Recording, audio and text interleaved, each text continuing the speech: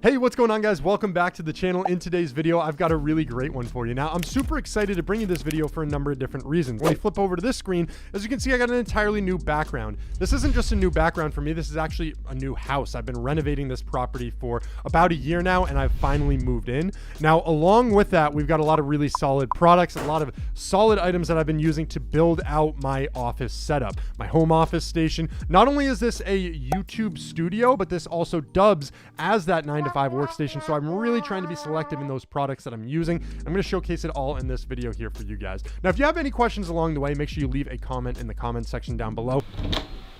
Excuse me? Yes.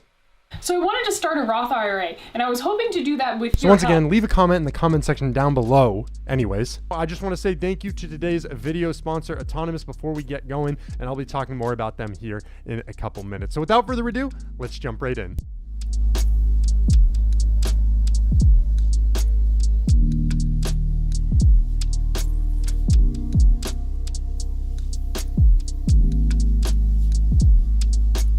To kick this video off, I think it's most important to touch on what I think is most essential, really the backbone behind this entire setup, and that is both the desk itself and also what I'm sitting on right here, this chair. So let's start first with the desk. The driver behind this whole setup is the standing desk. Now, this is the Vari electric standing desk, 72 by 30 inches. This desk has been so great, number one, because of its sheer size. You know, I have so many different products, as you can see, looking around, surrounding my desk, and this gives me ample room to store each item. The Vari desk has 4 programmable memory sets, which allow you to get your preferred sitting or standing height with one simple push of a button. I'm working on my cable management system as we speak. I've got some things coming in the mail. As you can tell, the back of this desk is just a little bit cluttered. However, I have this large surge protector, which allows me to plug in all of my electrical components, and I attach them to this desk with a set of Vari hooks. Something that's extremely important when it comes to enhancing your productivity is your comfort level. And one of the best areas I've found to improve my own comfort level has been with my office chair. So I actually worked in partner with Autonomous on this. They sent me this Ergo Chair Pro, and I was researching some of the best office chairs online to improve productivity, and my results had always pointed me back towards this chair. The chair has an incredible amount of adjustability, which allows you to adjust not only the chair height, but the headrest height, the headrest tilt, the chair tilt resistance, the chair tilt locking mechanism. You can move the lumbar. It's got flexible lumbar support. Chair cushion position can be adjusted. Your chair cushion tilt can be adjusted as well. You can move your armrest position. You can move your armrest height, and among so many other things that you can customize this chair with. The Ergo Chair is a fully customized ergonomic office chair that is designed to provide back support, prevent back pain, and improve sitting posture. Now, by using this Ergo Chair, I have maximized my flexibility, my energy, and my comfort while working. So something that's really cool, as I mentioned, is this video is in partnership with Autonomous. So they're going to give me a referral code. It'll be in the description of this video. You're going to be able to use that to get a small percentage off on this chair. And, you know, just overall wrapping up thoughts around this chair, I can't believe that I haven't made this investment in the past. Now that I've had a chair like this, it just has opened up a whole new world for me. It really helps with my desk setup, my productivity level, my energy, everything that I kind of mentioned before.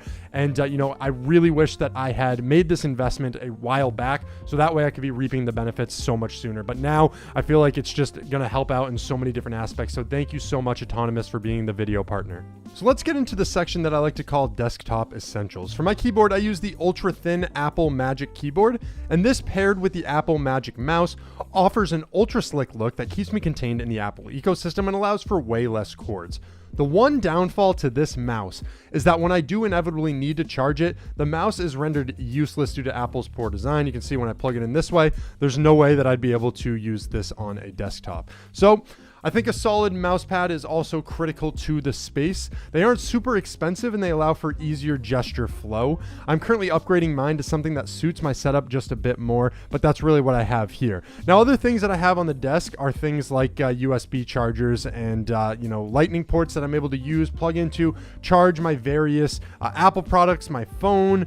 I'm able to do a number of different things with them, and so that's very important. I have some Velcro to help with cable management, but as I mentioned before, something that definitely needs to be worked on. And then I have some command hooks and strips set about just so I can make it a little bit more neat and tidy. Now let's talk about my monitor of choice, which is the LG 34UM 69GB 34-inch. I know it's a mouthful, but these are mounted via an Amazon Essentials clamp on my desk, and it makes it super easy to move the screens to any desired position. I must admit that having two of these monitors is a bit overkill, but I really like it because I usually have two computers hooked up at all times. As you guys know, this space dubs as my home office and my YouTube studio as well. So one of them I'm typically using for my 9-to-5 work setup, and then I usually have the YouTube stuff going on the side. And as I'm working throughout the day, I kind of have different things displayed. I'm watching different videos and looking up a number of different things, doing some research for my job. So it just makes it really helpful to have sort of that dual purpose setup. Now, I did touch upon a few Apple products earlier, and it happens to be my laptop of choice as well. So I have the 2020 edition MacBook Pro 16-inch display. It's got the touch bar, an Intel Core i9, 16 gigabytes of RAM. It was one of the best when it had come out.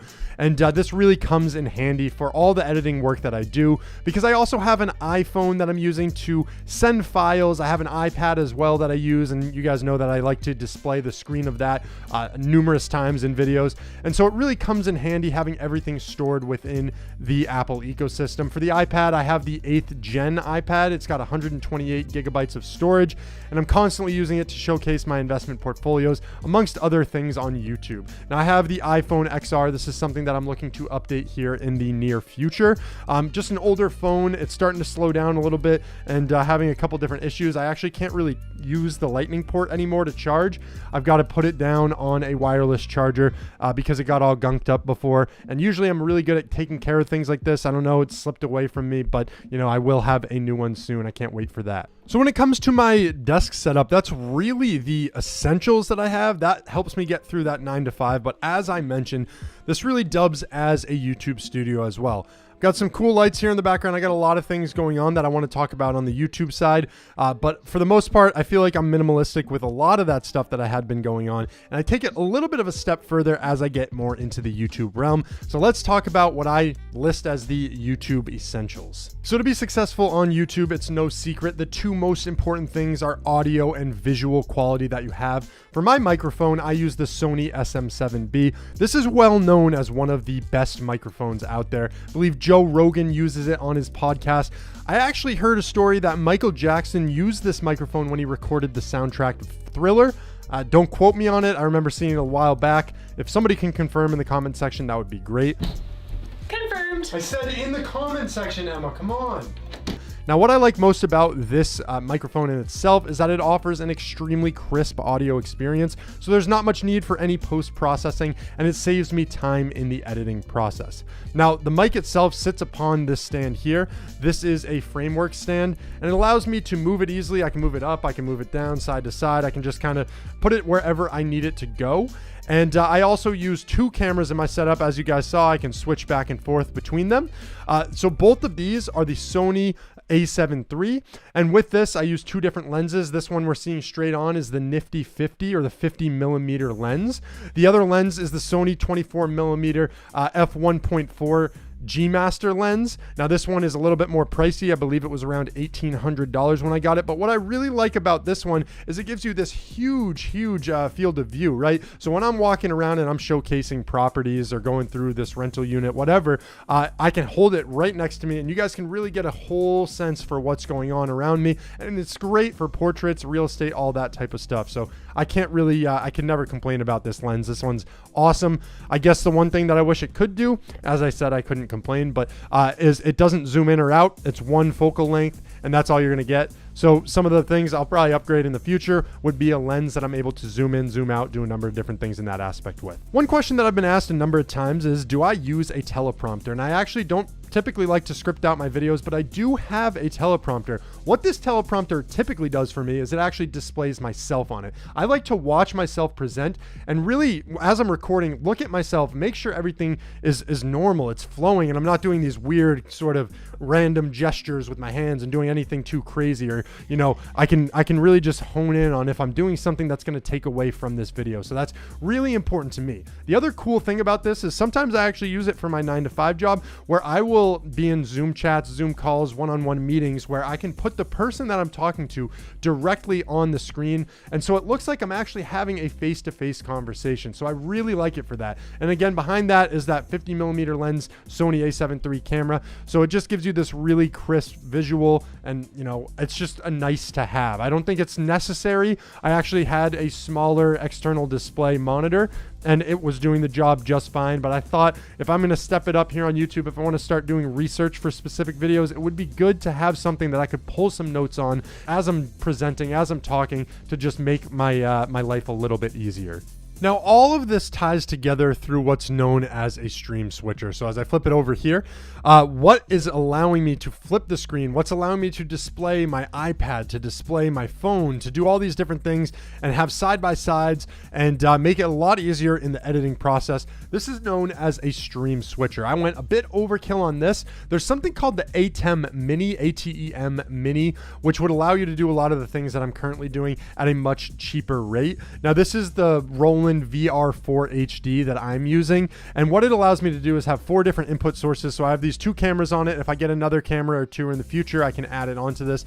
But again, it allows me to display like my laptop or my iPad or my phone or different things on the screen. That makes it easier to present and showcase my ideas. Now, I also have this microphone feeding directly into the switcher, and what that does is it aligns my audio for me, so I don't have to do that in post editing as well. I can add cool graphics to this, and there's some things that I haven't really explored on it, but it just makes my life so much easier. And you can put in there's little cheats, right? You could use another switcher and plug it into this switcher to have a more options for different displays. So I could put more laptops, more computers, more video sources onto one and be switching all between a number of different ones. I'd like to make an in-depth video on sort of the YouTube side of this. So guys, if you have any questions, make sure you ask them. Leave them in the comment section down below. If there's anything you want clarified, reach out to me. I also am very active on my Instagram account, so make sure you follow me there. I'll put the link in the description to that.